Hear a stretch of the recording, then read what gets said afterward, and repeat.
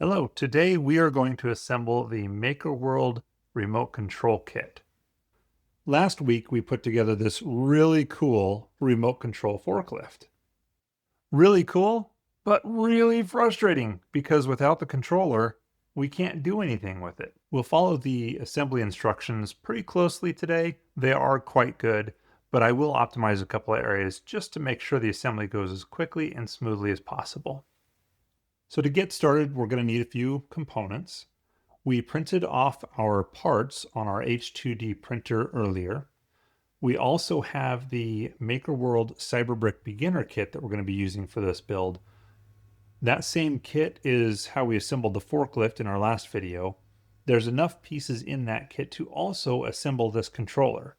We need a couple of additional things. One is a 1.5 hex bit, some super glue, 3 AAA batteries. The rest of the supplies are included in your MakerWorld CyberBrick beginner kit. So before I did anything, I took my super glue and glued all of the pieces that need to be glued so I could let those dry, and then we start the assembly process.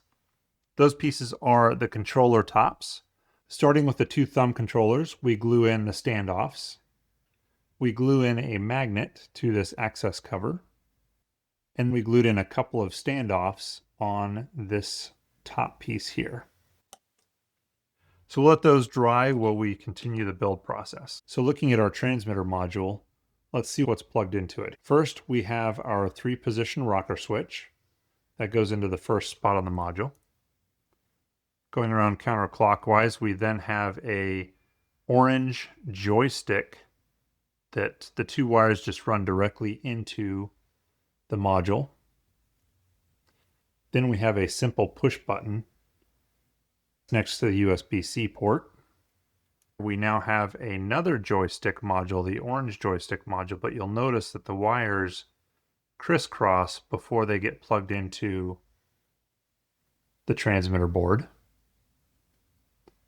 And then lastly is a single axis or a green joystick controller plugged directly into the transmitter board. Okay, so we have our front face cover, and this is that trick that they use a lot in these kits where you may end up putting in a screw that doesn't appear to do anything, but in this case we use magnets and screws to be able to hold access covers on. So it's a really clever way MakerWorld kits for closing up access points. They still remain easily accessible that way. Next, we're going to start assembling all the electronics onto the 3D print. So if you take your transmitter board, flip it upside down, and place that into the 3D print, you can route the wires around the sides like so. Makes for a nice clean install. So you see how those wires just run underneath there on either side. The first thing is the push button. So you can go ahead and take our M2.5 screw and install that simple push button in the very first slot. Next, we're going to put in a couple of screws to hold this transmitter module in place. Just 2 of them. You don't want to tighten these too much. 1, you might strip the plastic, and 2, you don't want to crush these boards. There might be circuits and electronics inside that you wouldn't want to smash together. Okay, next we're going to install the joystick controls. So those are the orange controls. We install those with the wires facing this direction.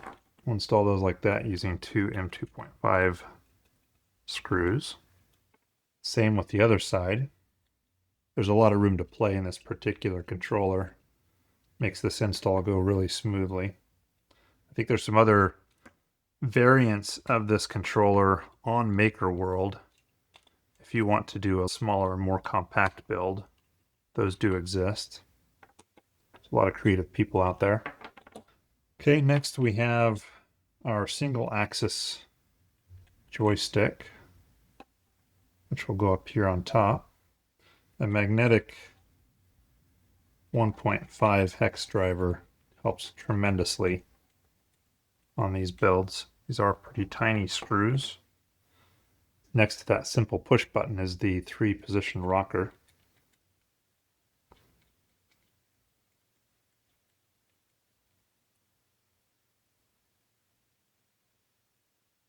Okay, so there's all of the components.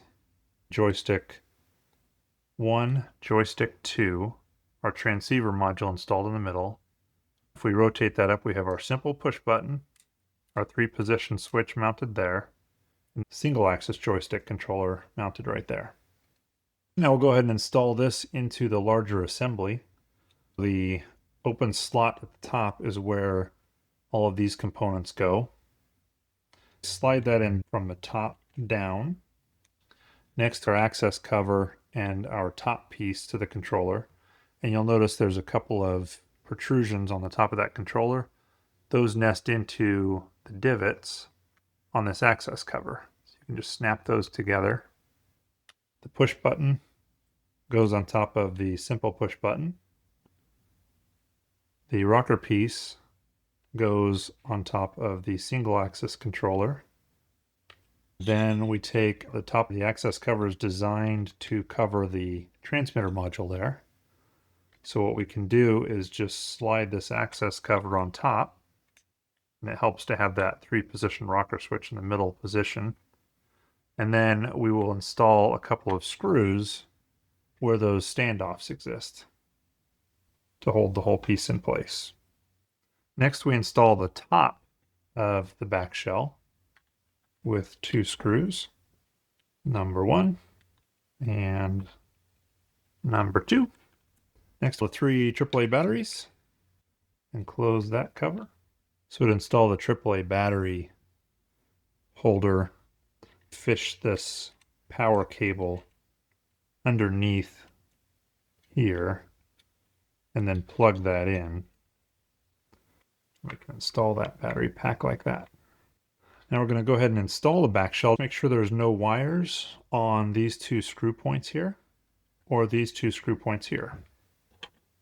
We'll take our back shell and place that down on there. Also route this wire around there. So in this case, there are 4 attachment points. 1, 2. We're nearing the end, folks.